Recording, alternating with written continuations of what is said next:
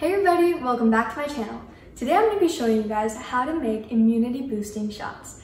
Don't worry, because these don't include any alcohol and are actually one of the most healthiest drinks you can have, especially during this time, to boost your immunity and health. Before we start, I want to talk a little bit about the ingredients that we'll be using to make this drink. Turmeric,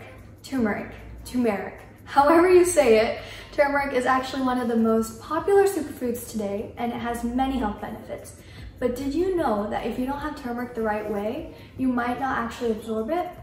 Turmeric has this substance called curcumin, which your body doesn't want to absorb. So you need to find some way to boost absorption.